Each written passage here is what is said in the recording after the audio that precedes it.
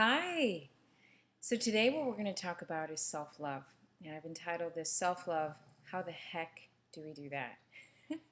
Mostly because it's something that you hear a lot, right? The solution to everything is self-love. Yet oftentimes we don't really have practical things to do when we're moving through our lives and we're feeling not really connected to self-love. So today I'm going to go over 5 things that we can do very practically in our everyday life to begin to get more habituated in our practice of self-love. To begin, Louise Hay is like the ultimate master on self-love.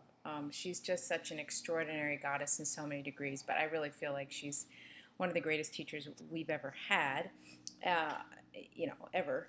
And she's really a real guru for me in terms of how we can master self-love. So this morning, when I was tuning into my spirit guides, they were outlining for me 5 different things that they would like to go over today. So the first, number 1, as you move through your day, as you move through your conversations with people, as you move through your life, begin to look at the language that you're using about yourself. Begin to cultivate a real disciplined effort in only choosing the words that you speak about yourself, the words that you think about yourself that are loving. Now, if you find yourself, saying something in your mind or to someone else about yourself that is not very loving, immediately practice an apology. I'm so sorry. I understand that that is not the truth, and I'm moving forward in the practice of loving myself more and more. We can become really, really powerful when we start seeing the ways in which we're using words to really prevent the ultimate amount of self-love to be expressed. So that's number 1 that you can do, and that's a full-time thing, watching your thinking, watching your words. The language that you use needs to support the practice of you getting in more alignment with being in more self-love. Number 2 is praise. As you move through your day, make it a priority. Make it a habit for you to continue to praise all the ways that you are magnificent. So you don't have to BS yourself. You can move through your day and say, isn't it wonderful that I did this today? Isn't it wonderful that I am feeling this way? Isn't it wonderful that I've created this? Isn't it wonderful that I'm existing in this way? Isn't it wonderful that that's in my life? Isn't it wonderful? Isn't it wonderful? Isn't it wonderful? So you get on this barrage, really, of looking at all the ways that you are wonderful. And again, stay with what's real. And in the beginning, if this is difficult for you, keep practicing it. Like any spiritual practice, the more you practice it, the more it will become easier and more fluid in your life. Number 3 is gratitude. Such a powerful practice, but especially important in the practice of self-love, so that as you're moving forward in your life, you're in a constant state of thankfulness for all that you are, for all that you have the opportunity to experience, for all that is possible for you in this life. That's really, really, really, really important. Number 4 is admiration. As you move through your life, begin to practice admiring others who are in self-love. So when you see someone, you might not even know them. That might be on the television or in a radio interview. You can sense it. Or you see someone walking down the street. It does not matter. But you are admiring the expression of self-love in others. When you admire the expression of self-love in others, that is the clear, direct message to the universe that that is what I prioritize, that is what I appreciate, and that is what I want more of. And the universe will reflect that back to you instantaneously.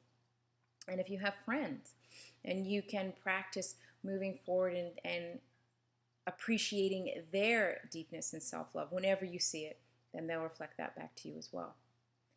Number 5, which is inspired most definitely by the woman that I started this video with, Louise Hay, is to really, really, really be vigilant with yourself, that every single time you're in front of a mirror, physical mirror, walking by your car window, walking by a shop, it does not matter. You practice seeing what you love. When we coach and admire and approve of the physical body, that is a really, really powerful, powerful practice.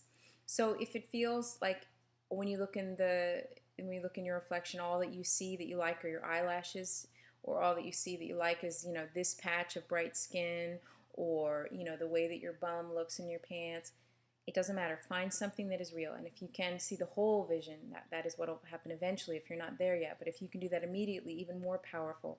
So that you get into the practice of letting yourself have your breath taken away, letting yourself have a heart stop, a little one, and allow yourself to get enamored with your own reflection. Allow yourself to really, really, really remember how glorious it is that you get to be in the physical form, that your spirit is here and it gets to live, it gets to move around in these cells and these DNAs and this ability to move through this third dimensional reality on planet Earth. And the more that you begin to bring your attention to that, the more and more it will thrive. All right. Those are 5 tips that I would love for you to move forward in your life. And again, this is a practice. So what can be really powerful for you is to make a journal in which you write down. I'm so grateful that I'm experiencing the practice more of self-love. And in doing so, I am doing so in these many ways. I found myself being critical when I was trying on bathing suits at shopping, and I was able to switch my thought patterns. I found today that I was able to really appreciate my best friend when I saw her because she seemed in such a powerful place of self-acceptance. I'm really grateful for myself because every single time that I watched past, I saw a reflection of myself, I was practicing how much I am appreciative of the physical vessel that I'm in. And as you move forward, the practice of gratitude, the practice of praise will become so much more easy and so much more real for you. And then the practice of self-love is just going to be so secondary and much more habituated and habitual for you. I wanted to break this down because, like I said, sometimes the practice of self-love, we all know we need to do it. We all know we could have more of it. But how do we actually do it? These are very practical things you can integrate in your spiritual practice, in your daily life, that will not only benefit yourself, but also the people that you love and deeply care about. It's a win-win for everyone. I am sending deep appreciation for you taking the time to watch this, because that is not only a gift to me, it is also a gift to the people that you love and care about, and most importantly, it is an act of self-love. So congratulations and thank you so much. I'm sending a huge amount of love to you. Namaste.